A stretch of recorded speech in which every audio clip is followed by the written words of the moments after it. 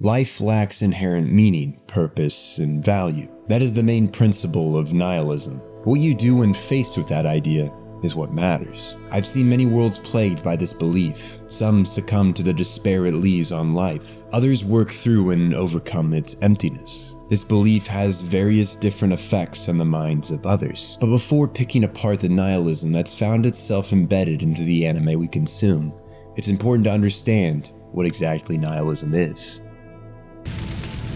When fires rage in villages, traditional structure fails the people, and all that wants to find you is in ruins. A sense of dread sets in. Dread that all you knew, the hope and purpose you once had, was a lie. None of it mattered. Just like that, the meaning disappeared from your life.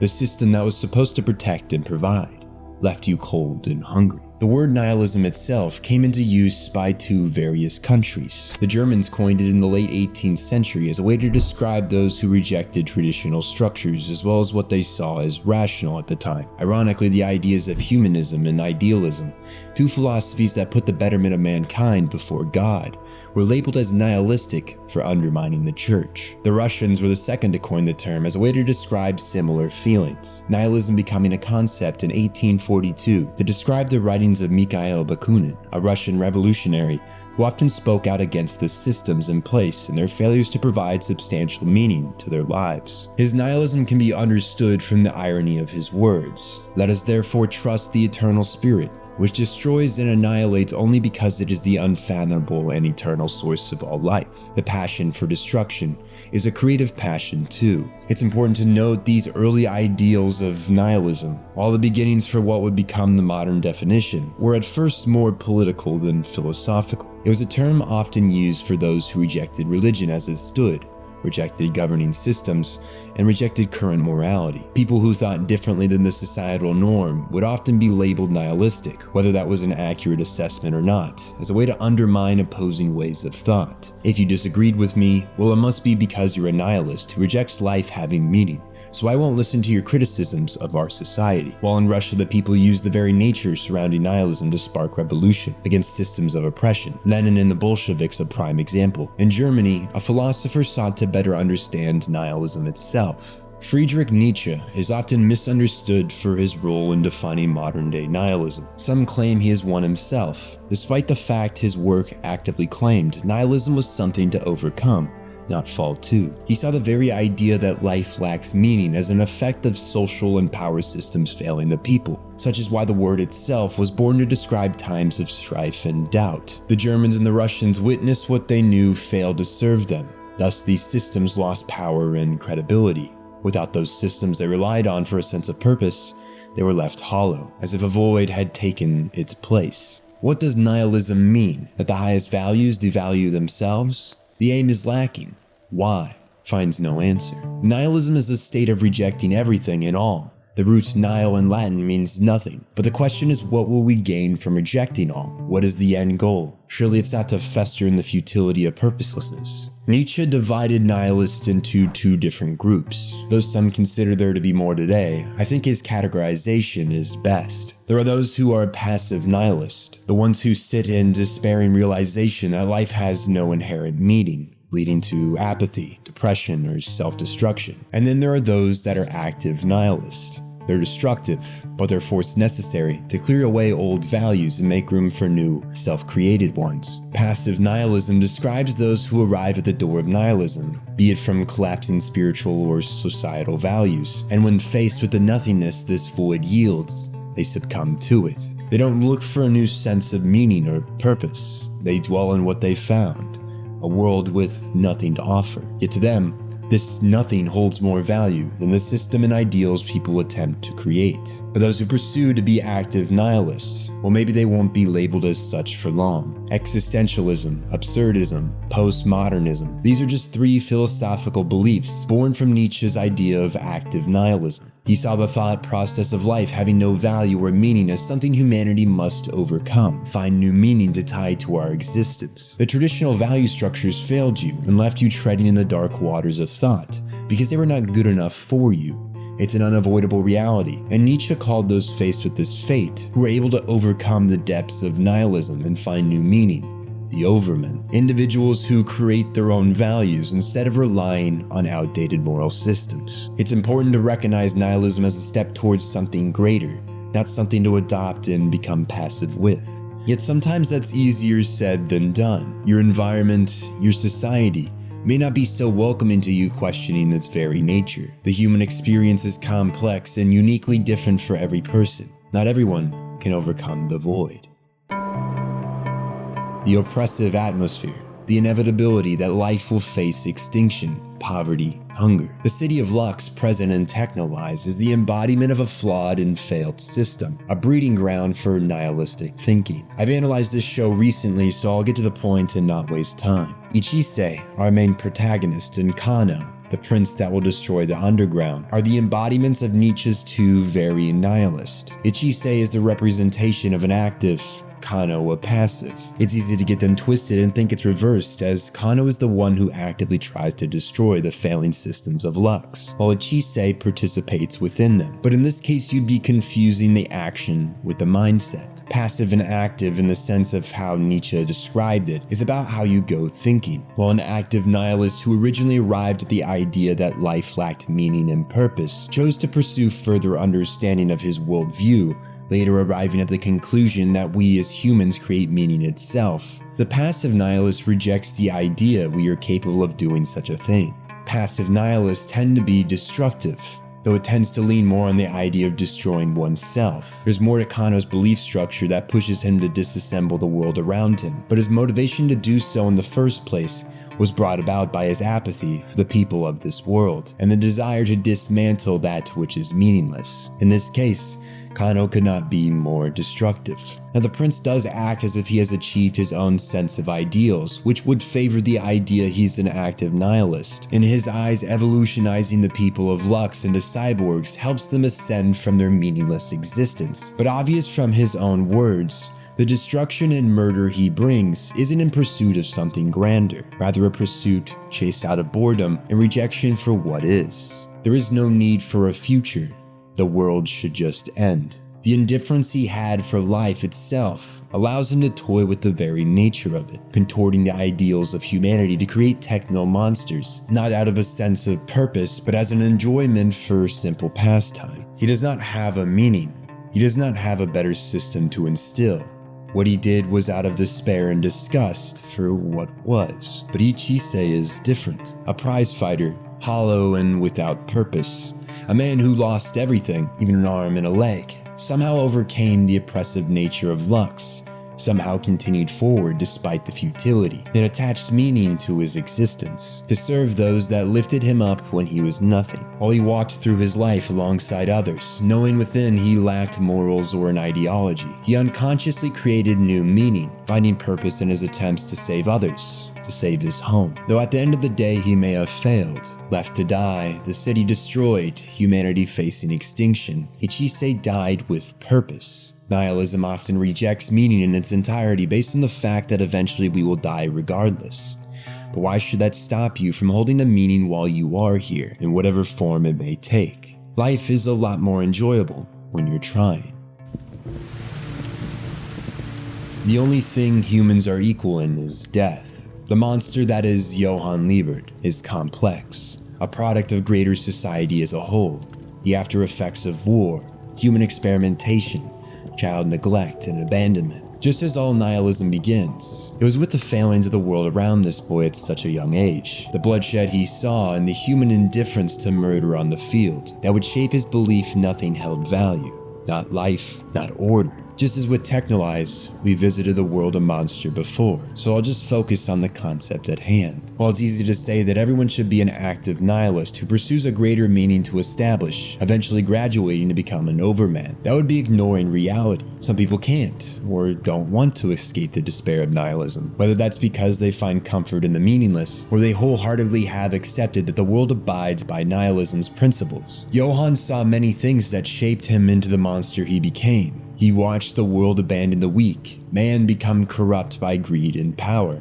the good become evil. Yet he also witnessed those who were contradictions to his belief mankind is evil by design. He saw the ideals of the man that would unbiasedly save him from a gunshot wound based on his principle all lives are equal, a humanist approach, as a challenge to his own ideals. He believed all humans were hollow and corruptible by nature, thus his attempts to force Dr. Tenma to kill him, and force the man down a path to reject all meaning in his life. But Tenma surprised the boy by doing the one thing he could not. Tenma became an active nihilist, eventually arriving at the door of existentialism. By crawling through his dread and despair, he strengthened the values he held of all life being equal. The doctor was the antonym to the monster, the challenge that not just an environment shapes an individual, but also they themselves. He had found his life's purpose and escaped the void of despair on his own terms. At the end of the day, we have a choice on who we become, such as the idea of the two paths of nihilism. Johan's twin sister faced similar atrocities to he, yet she overcame the feelings of meaninglessness, same as Tenma. While we as a society make the monsters that populate it, the individuals affected by our failures have a responsibility to their fates as well. Johan is a representation of pure passive nihilism, the rejection of all else. Death our greatest equalizer. So in his boredom or simple desire to watch the world that created him burn, he chose a path of destruction and suffering. He lives by the ideal, there's nothing special about being born. Most of the universe is just death, nothing more.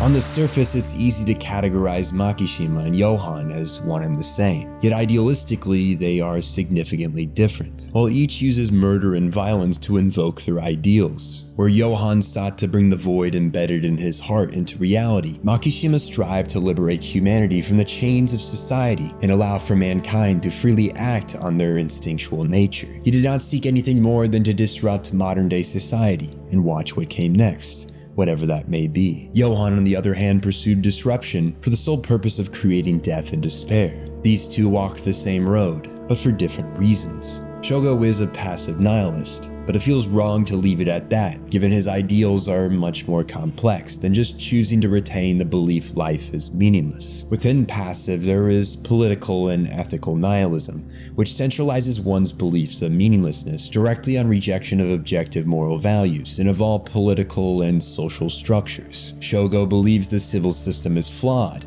therefore in need of destabilization to liberate humanity from modern society. He sees the extremely low levels of criminal activity as chains rather than benefits of order. He sees overall happiness and satisfaction in one's life, achieved by placement tests and government assistance, as restrictive and dehumanizing. The downfall of Sybil is a restriction on one's individuality and choice, yet for that cost, the society achieved higher life satisfaction. But by taking away pain and stress, we're robbing humanity of a vital portion of the human experience, that is suffering. Now, that belief that suffering is a vital part of the human experience is a different philosophical ideal, one that Makishima does hold, but we'll save that for another time. Just as Johan has an antonym in Tenma, Makishima's is found within the enforcer Kogami, a servant to justice who believes the Sybil system to be flawed, yet at the same time, recognizes the need for it to uphold public order. Makishima claims he and Kogami are the same, but just as Johan was proven wrong that Tenma and him are not, Shogo's conclusion oversimplifies the fundamental difference in their values and methods. Kogami, while rebellious against the civil system,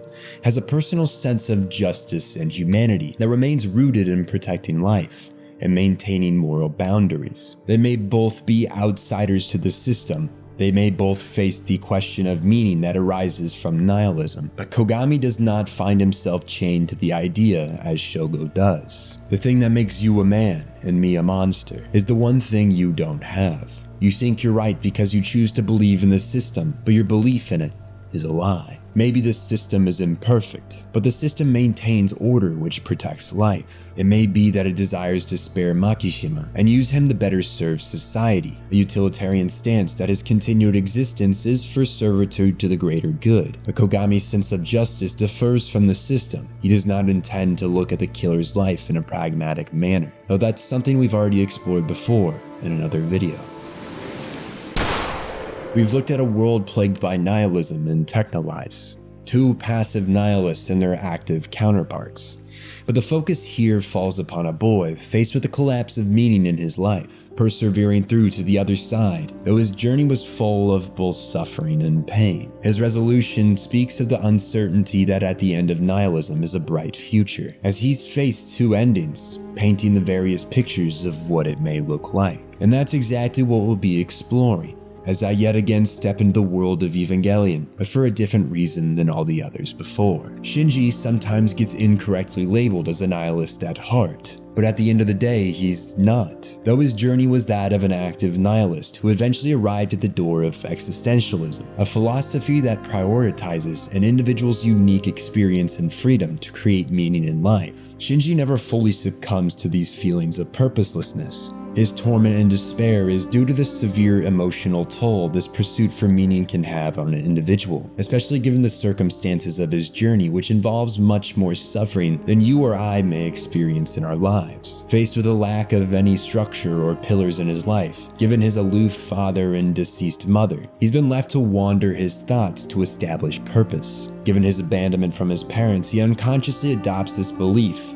His relationships with others are doomed to fail. He gets roped into a state of inaction, where he relies on others to tell him what to do, each task he undertakes feeling empty, as if he's just going through the motions with no meaning attached to his actions. Yet despite his questioning of why he fights, why he continues going on despite feeling as if his life is meaningless, it's the very act of reflecting and questioning that allows him to escape nihilism. Just as Ichise accidentally stumbled upon purpose in his affection for others, Shinji is faced with a crisis in the end of Evangelion. He can either accept the nihilistic state of isolation and meaningless existence, where everyone and everything is a projection of his own psyche, or he can embrace life in all its contradictions. This choice reflects the core of active nihilism, to either resign oneself to the void or try to find meaning in a meaningless world. We know the outcome. At least he and Asuka return to reality and face it in all its pain and grief, or left on a sour note, of Shinji once again strangling Asuka, showing that he still has room to grow, but at the very least,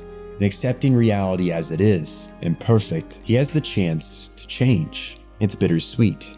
Yet so is most of life. But that's just one perspective of many. When Hideaki Anno revisited his magnum opus with the Rebuild movies, he gave Shinji an ending that was less stricken with despair. Maybe from personal growth that shifted his own outlook on reality. Thrice Upon a Time places a stronger emphasis on rebuilding relationships and the healing power of human connection, while End of Eva presents a bleak and ambiguous existential shift, with Shinji's choice being both a recognition of his freedom and a recognition of the absurdity and impermanence of existence. His existential realization comes in the form of choosing to live in a world full of contradictions and suffering. Thrice Upon a Time is more affirmative, showing Shinji actively overcoming his despair and realizing that even in a world full of pain, there is hope and human connection. His realization is more about forging new paths and rebuilding the world, both literally and metaphorically, by accepting others and finding hope in the possibility of change, such as his father's choice to change as well as his own. In Neon Genesis, he rejected changing until the climax of the story. Rebuild Shinji went through many transformative experiences. The one we end with simply had more time to marinate and mature before the climax. Part of the reason these two seem like such different characters, and in a sense they kinda are.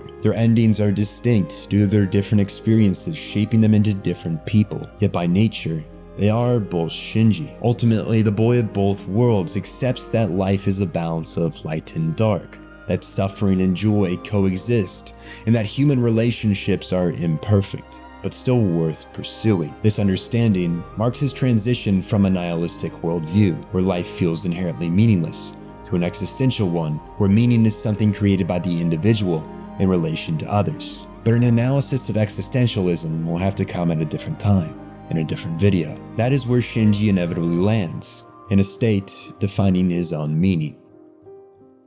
Life is much too complex for one meaning to define the lives of billions. We all have our own reasons for continuing through the human experience. Some may rely on the morals and values outlined by society, religion, or community. Others may be critical of such things and look for their own purpose and identity. Neither is wrong. But if you do ever find yourself stumbling through the void of despair in pursuit of greater knowledge, consider taking an active approach to nihilism, acknowledging that while there may not be an inherent meaning to our existence in our social structures, there is still meaning to be found in the absurd reality we're born into. While Johan and Makishima may seem like cool rebels that reject order, at the end of the day they were just broken men who rejected the good of human connection, and in their despair sought destruction of the systems and people that failed them. Look to Shinji for a path forward. Face your fear and despair, and on the other side, you may just find peace with the suffering and find meaning in this meaningless world.